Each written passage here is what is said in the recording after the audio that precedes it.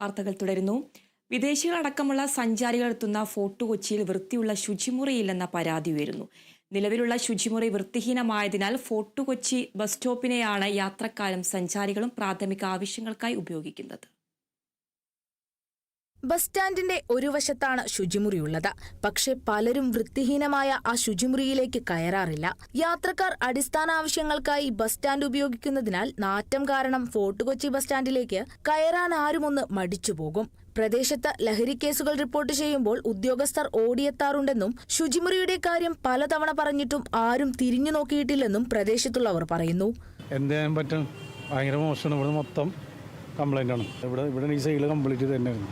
ഭയങ്കര സ്മെല്ലായിരുന്നു ഇവിടെ. ചായ പരമാവധി അവർ പറയും, പക്ഷേ നമ്മളെ ജനങ്ങളല്ലേ, അത് കേൾക്കില്ല. കംപ്ലൈൻറ്റ് 1-2 പ്രാവശ്യം കൊടുത്തണം, മൈൻഡ് ചെയ്യാണ്ടാണത്.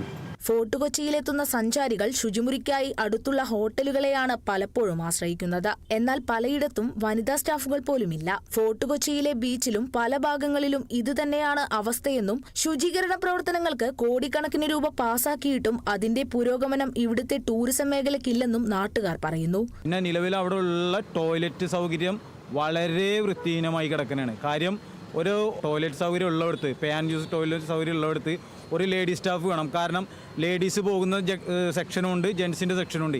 ഈ ലേഡീസിൻ്റെ സെക്ഷൻ പിന്നെ ഒന്ന് ക്ലീൻ ചെയ്യാനും ഇനി പുരുഷൻ്റെ സെക്ഷൻ ക്ലീൻ ചെയ്യാനും ഇതിലൊന്നും ഒരു ജീവനക്കാരികളില്ല. അതിപ്പോൾ നമ്മുടെ ഈ മറീന ബിൽഡിങ്ങിൻ്റെ ഹെറിറ്റേജിൻ്റെ കീഴിലുള്ള ഈ ബിൽഡിങ്ങിലാണെങ്കിൽ പോലും പേ ആൻഡ് യൂസ് ബാത്റൂം ഉണ്ട്.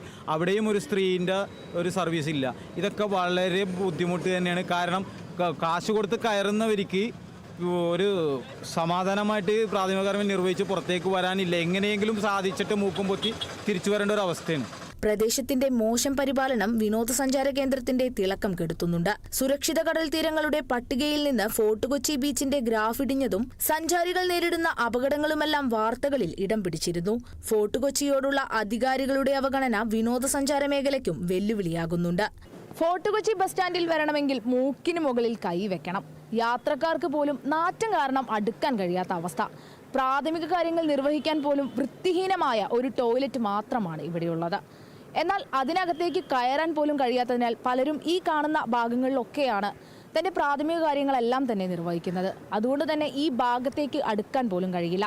വിദേശികളടക്കം സഞ്ചാരികൾ എത്തുന്ന ഈ ഫോർട്ട് കൊച്ചിയിൽ പ്രാഥമിക കാര്യങ്ങൾക്ക് പോലും പരിഗണന നൽകാത്ത ഒരു അധികൃതർ എന്തിനാണ് ഇവിടെ എന്ന് തന്നെയാണ് ഇവിടെയുള്ള ഓരോ മനുഷ്യനും ചോദിക്കുന്നതും. ക്യാമറാമാൻ ജിഷ്ണു KR-നൊപ്പം വിജിത, കേരള വിഷൻ ന്യൂസ്, കൊച്ചി.